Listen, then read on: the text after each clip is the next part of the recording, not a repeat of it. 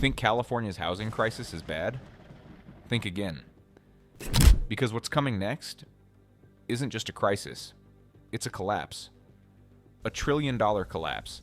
The kind that destroys dreams, empties wallets, and forces families to pack up and leave the Golden State behind. But at the heart of it all is one man. Governor Gavin Newsom. Back in 2019, he made a promise. We'll build 3.5 million new homes by 2025. Bold, ambitious, historic. But now in 2025, that dream is shattered. Homes didn't multiply, they vanished. Prices didn't fall, they exploded. And the policies meant to fix the problem made it worse. What was supposed to be California's biggest housing victory turned into a $1 trillion disaster.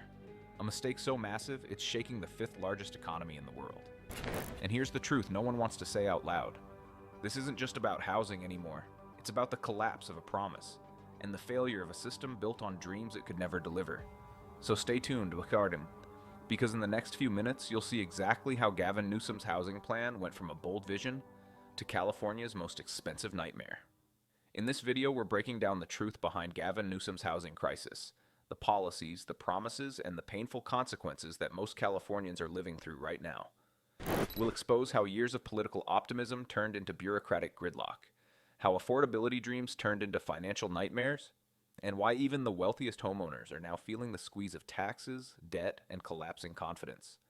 This isn't just about politics. It's about every Californian family staring at a mortgage statement they can't pay, and wondering how it came to this.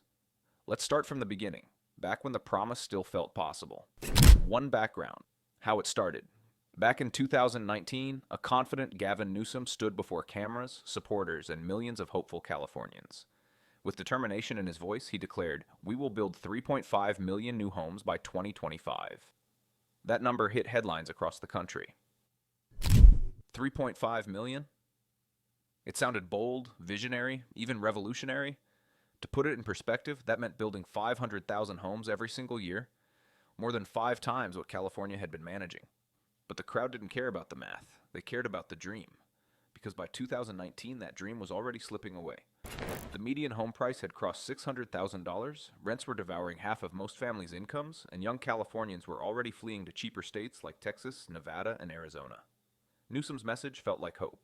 He promised faster permitting, zoning reform, and incentives for developers to build affordable housing.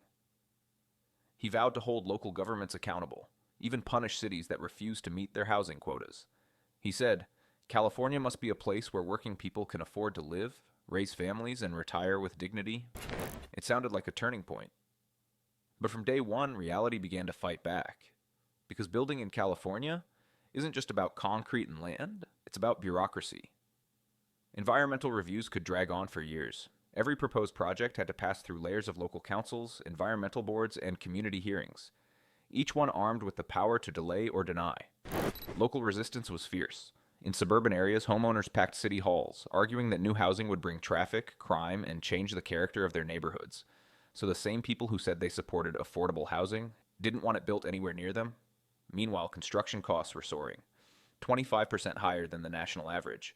Labor shortages, material inflation, and land use restrictions all piled on. And so the dream began to crumble. Fast forward to 2025, and the numbers tell a sobering story. According to CalMatters, California is still producing roughly 100,000 homes per year, barely 1/5 of what's needed to meet the governor's own target. 6 years in, the grand vision of 3.5 million homes has turned into a distant echo, a once inspiring promise reduced to a political soundbite. Even government insiders now quietly admit what many economists said from the start, that the 3.5 million target was never realistic. As CalMatters put it bluntly, the 3.5 million unit goal was never anywhere near realistic. What began as a rallying cry to make California affordable again has become a case study in political overpromising and economic underdelivery. And while Newsom's speeches talked about opportunity, the reality on the ground told a very different story. Rising construction costs, slow approvals, and fewer Californians able to afford the homes they were told were coming. In the end, the housing revolution that was supposed to change California barely left the launch pad. The cracks in the dream were visible early, but by the time anyone noticed, the foundation had already begun to crumble. And that's where the story really begins. Not with a promise, but with a slow, quiet unraveling of it. 2. The hidden trap. Policies that backfired to fix affordability, California rolled out laws meant to protect tenants and pressure local governments. Rent caps, inclusionary zoning, and complex environmental rules, all designed to make housing fair. But here's the catch. Every new layer of regulation made it harder and more expensive to build. Developers pulled out. Construction slowed further. Then came Proposition 19, the property tax transfer law meant to help seniors move without losing their low tax base. Sounds great, right? But it also closed loopholes on inherited properties, triggering massive reassessments and tax bills for families. Suddenly, thousands of Californians who inherited homes were being forced to sell them, simply because they couldn't afford the new tax rate. Instead of stabilizing families, the policy destabilized them. Instead of unlocking supply, it tightened it. And as the market tried to adjust, investors swooped in, buying properties in bulk while everyday residents got priced out. By 2023, the trap was set. Too few homes, too many regulations, and taxes that punished even longtime homeowners. 3. The current situation, 2025. It's now October 2025, and the data paints a chilling picture.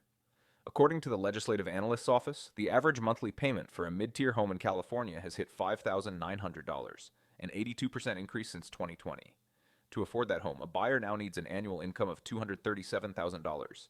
The median household income in California? Roughly $96,500. That gap is not sustainable. It means even middle-class professionals, teachers, engineers, nurses, can no longer qualify for the homes they grew up in. And this isn't just about mortgages. Hidden homeowner costs have exploded too. A 2025 Axios report showed Californians spend over $32,000 a year on taxes, maintenance, insurance, and other hidden expenses. Property tax alone eats up about $7,300 yearly. On a $750,000 home, that's an $8,250 tax bill. And with local assessments, it creeps toward 1.3% effective rate, according to Realpha. In other words, California homeowners are paying luxury-level taxes for homes that feel like liabilities.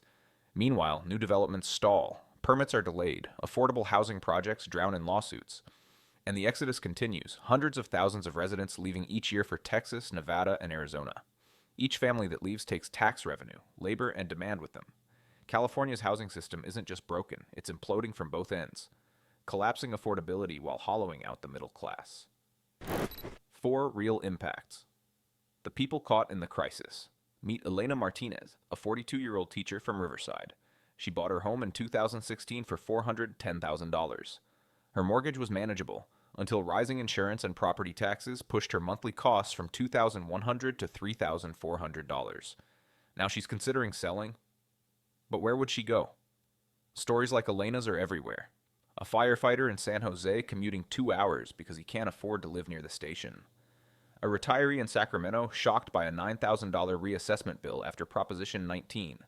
A young couple in Los Angeles forced to rent indefinitely because their combined income of $160,000 still isn't enough to qualify for a modest starter home. These aren't isolated cases. They're the faces of a policy failure. And when people can't buy, the rental market surges. In 2025, rents in metro areas like San Diego and San Francisco have climbed another 12 to 18% year over year. It's a domino effect. Fewer homeowners, more renters, fewer available units, higher demand, higher prices. For developers, the math no longer works. Land, labor, and legal costs make affordable housing projects unprofitable. Even state subsidies can't offset the risk. So construction slows even further, deepening the shortage. California's economy was once fueled by homeownership and optimism. Now both are eroding. 5. The future outlook, 2025 and beyond. So, where does this all go next? California has reached a breaking point, a state caught between its ambitions and its reality. Analysts now estimate that the combined effects of stalled construction, tax shortfalls, rising homelessness, and declining property values could total over $1 trillion in unrealized economic growth. That's not just a number, that's lost opportunity. The wealth of an entire generation gone. And that's why this story carries the title, Gavin Newsom's $1 trillion housing mistake. Because this isn't a single bad policy. It's the price of years of overpromising, underdelivering, and pretending that regulation alone could solve a crisis built on imbalance. In 2025, the truth has finally caught up. Developers have pulled back. Construction permits have dropped to their lowest point in a decade. And despite billions in subsidies and incentives, new affordable housing projects are either stalled, abandoned, or buried in red tape. Even within Newsom's inner circle, there's quiet acknowledgement. Whispers that the original housing dream is no longer achievable without what they now call unprecedented private sector cooperation. In simpler words, the government can't fix this alone anymore. Will private developers return to a market drowning in regulation, lawsuits, and unpredictable taxes? Not unless something changes drastically. Because right now, the numbers paint a chilling picture. Mortgage rates are higher than at any time in the last 15 years. Property insurance costs are skyrocketing, especially in fire-prone areas. And thousands of homeowners are watching their property values slip while new buyers simply can't afford to enter the market. Meanwhile, 2026 looms like a storm cloud on the horizon. Federal lending is tightening, interest rates remain stubbornly high, and whispers of countywide property tax reassessments are spreading, a move that could shock homeowners already stretched to their limits. The storm isn't over, it's just beginning. California now stands at a crossroads. One path doubles down on the same policies. More mandates, more spending, more promises that crumble under the weight of bureaucracy. The other path, the harder one, means confronting a painful truth. You can't legislate affordability. You have to build it, brick by brick. But to do that, California has to decide. Does it want to keep chasing utopia through policy papers and press conferences? Or will it finally let innovation, the private sector, and real-world economics take the lead? Because the window to act is closing fast. And if nothing changes, by 2030, the California dream won't just be broken. It'll be history. So, what's the lesson from this trillion-dollar disaster? That good intentions aren't enough. Promises don't build homes, action does. California's housing crisis isn't just a market failure, it's a warning. Because when policies ignore economics, even the strongest state can start to crumble. Don't fall into the trap of thinking this is someone else's problem. It affects every taxpayer, renter, and homeowner. Drop a comment if this shocked you. Would you stay in California if this happened to you? And if you think this story was wild, you need to see how it all began. Our last video, California housing crash warning. Here's why California housing market is falling faster than expected. Exposes the root of the collapse. Watch it next. The link's right on your screen, because understanding what broke California might be the only way to fix it.